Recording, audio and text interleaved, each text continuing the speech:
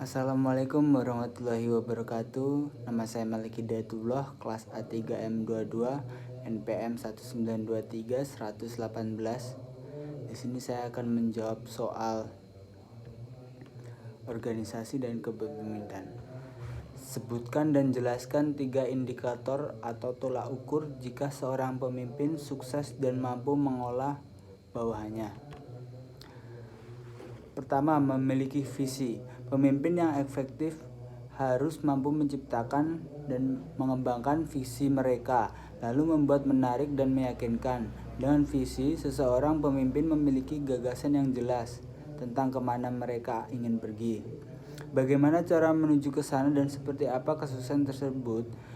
Pemimpin yang efektif juga harus mampu mengartikulasikan visi dengan jelas dan penuh semangat. Hal ini bertujuan untuk memastikan tim dapat upaya yang harus mereka kontribusikan.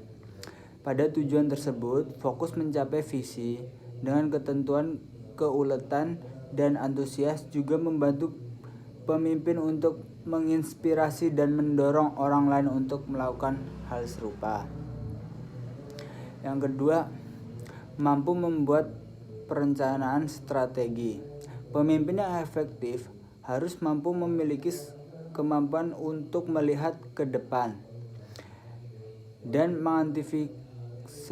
mengantisipasi dengan akurat kemana arah tim atau organisasi.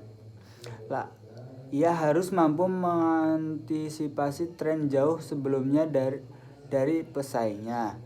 Seorang pemimpin juga harus terus-menerus mengajukan pertanyaan berdasarkan apa yang terjadi, tujuan organisasi yang dimiliki, dan kemungkinan perkembangan tim atau perusahaan dalam 3 bulan, 6 bulan, atau 1 tahun ke depan.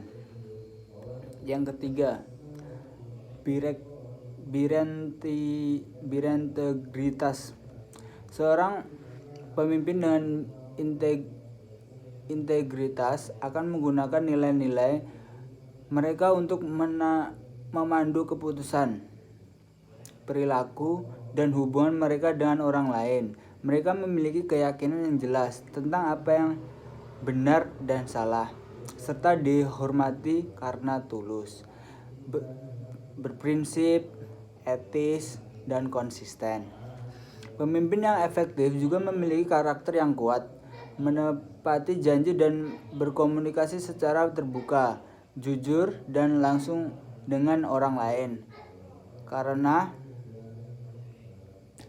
menampilkan integrasi melalui tindakan di keseharian, pemimpin akan dihargai dengan loyalitas, kepercayaan diri, dan rasa hormat dari karyawan. Soal kedua, dalam kutipan Suekanto pada tahun 1981, konflik dibagi menjadi konflik pribadi,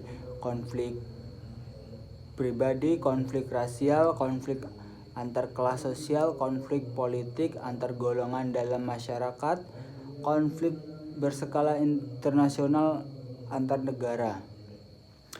1. Contoh konflik pribadi atau individu. Konflik pribadi adalah pertentangan yang terjadi antara orang per orang. Masalah menjadi dasar perlawanan, atau konflik pribadi biasanya juga masalah pribadi. Contoh konflik individu misalnya terlibat utang atau masalah pembagian warisan dalam keluarga, atau konflik dengan teman dan sebagainya. Yang kedua, konflik rasial. Konflik rasial adalah pertentangan kelompok ras yang berbeda karena kepentingan dan kebudayaan yang saling bertabrakan. Konflik rasial umumnya terjadi karena salah satu ras merasa sebagai golongan yang paling unggul dan paling sempurna di antara ras lainnya. Contoh konflik rasial misalnya yang terjadi di Afrika Selatan yang terkenal dengan politik apartheid. Contoh lainnya adalah konflik antar orang-orang kulit hitam dengan kulit putih akibat diskriminasi rasialisme di Amerika Serikat.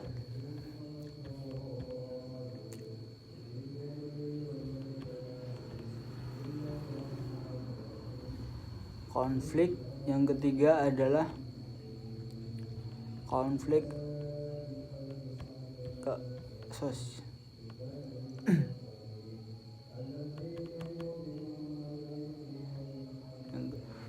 konflik sosial antar kelas sosial. Konflik antar kelas sosial ada pertentangan antara dua kelas sosial. Konflik itu terjadi umumnya dipicu oleh perbedaan kepentingan antara kedua golongan tersebut.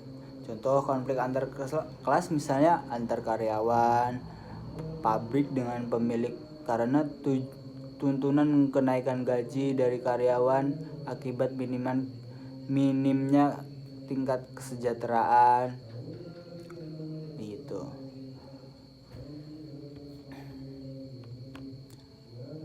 Konflik politik yang keempat, konflik politik.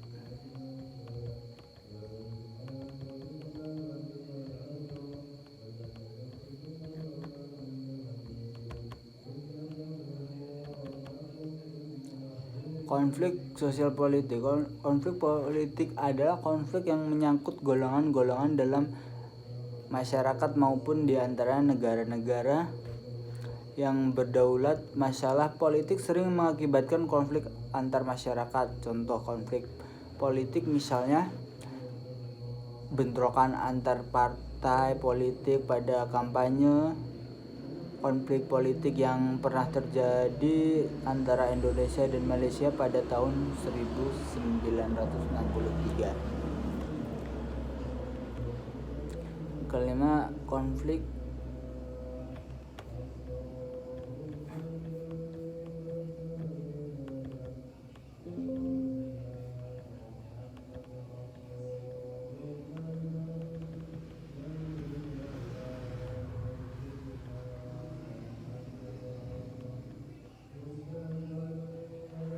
sosial antar kelompok. Konflik antar kelompok adalah konflik yang terjadi karena persaingan dalam mendapatkan mata pencaharian hidup yang sama atau karena pemaksaan unsur-unsur budaya asing. Contoh konflik antar kelompok misalnya hubungan antar golongan mayoritas dan minoritas. Koalisi golongan minoritas mungkin dalam bentuk sikap menerima, agresif, dan menghindari atau asimilasi. Berikut presentasi dari saya. Jika ada salah kata, saya mohon maaf. Saya akhiri. Wassalamualaikum warahmatullahi wabarakatuh.